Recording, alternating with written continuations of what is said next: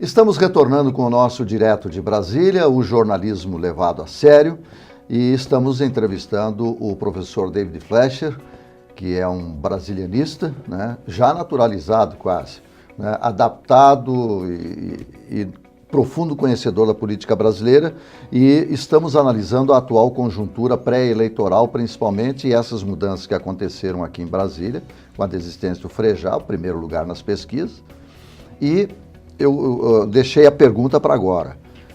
Qual a influência? Porque, na realidade, tem algumas questões que estão sendo influenciadas pela conjuntura nacional. O Alckmin está fazendo uma aliança com o Kassab e PSD.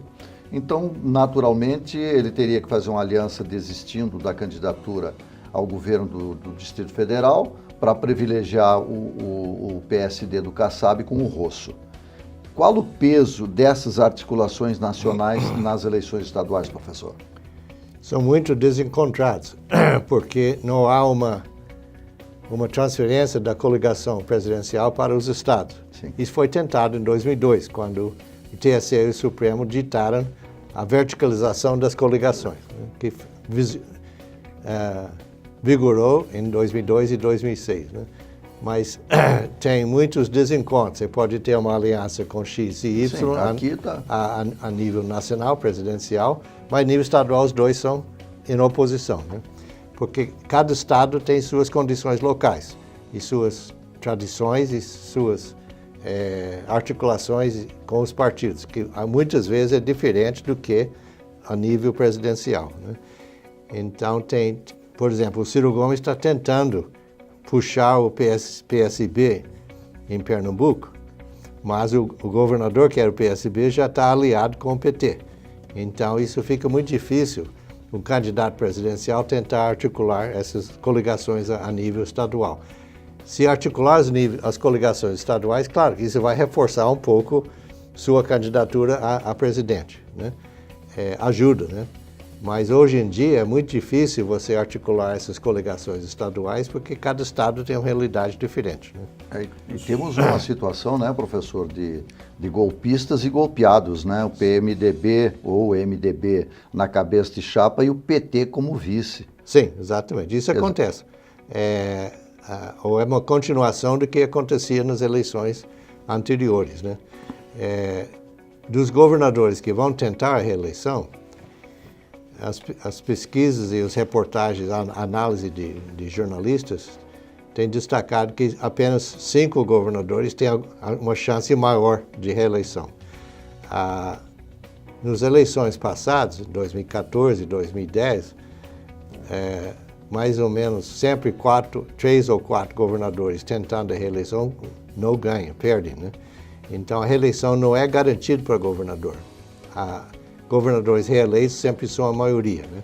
Mas este ano parece que muitos governadores têm acusações muito fortes contra eles e sua cotação nos jornais e na imprensa, nas redes sociais é muito negativa.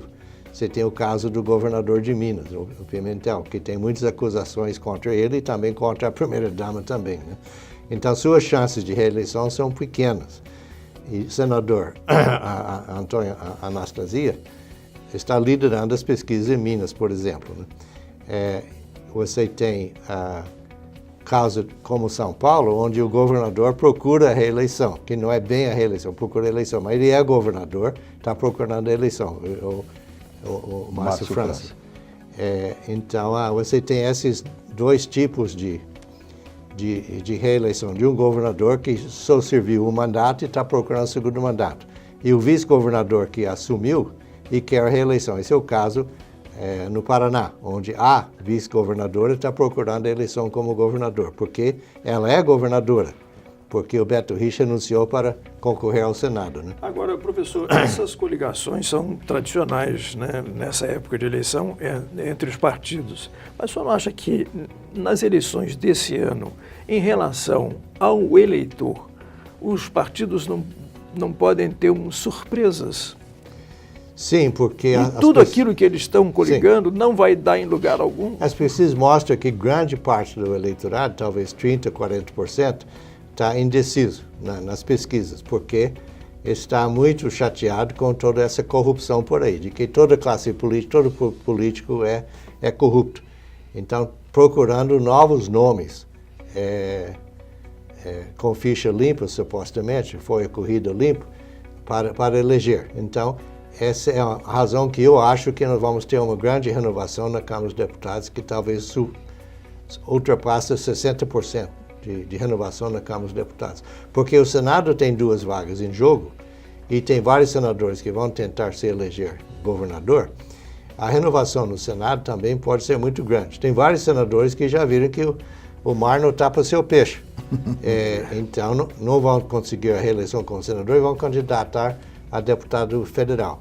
A Gleisi Hoffmann, presidenta do PT no Paraná, já viu isso no Paraná e vai candidatar a deputado federal. O Lindenberg faria no Rio, mesma coisa. Então, tem vários senadores que não vão candidatar à reeleição, então isso vai aumentar muito a renovação no Senado também.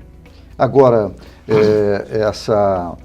também existe uma outra dificuldade, né? Governadores que herdaram mandatos, assumiram mandatos em estados extremamente empobrecidos, endividados, como é o caso do Rio Grande do Sul. Essa é outra dificuldade. Bom, Rio de Janeiro é o pior, né? É o pior. Em termos de situação fiscal, Rio de Janeiro é um catástrofe, né, vamos supor. Mas tem vários outros estados que estão em situação fiscal muito difícil. O Rio Grande do Sul é um bom exemplo, né? Outra coisa a nível estadual é que, além de articular coligação para apoiar governador e vice-governador, tem que também articular chapas para o Senado, que teria um candidato e 2 suplentes. Então, essas articulações também envolvem várias coligações para o cargo de senador, né? E se a coligação vai se manter na chapa dos candidatos para deputado ou não, né? Então, nos estados é bastante complicado, porque você tem que ver a articulação de coligações para governador, para senador e as chapas para deputado federal e estadual também, né? Então, essas negociações vão ter que terminar agora até o dia 5 de agosto, quando todos os partidos têm que apresentar seus candidatos para a Justiça Eleitoral deliberar e aceitar ou não essas candidaturas. Professor, o senhor falou do Rio de Janeiro. O Rio está caótico, né? Sim. O senhor acha que essa questão da intervenção não poderia estar melhor, pacificando um pouco mais a sociedade em relação à violência, principalmente? Mas Rio de Janeiro foi muito complicado, porque a intervenção foi meia sola. Não foi uma intervenção total. Intervenção total quer dizer, o presidente nomeia um governador interino para tirar o governador, e esse interino vai governar até o próximo governador ser eleito, né?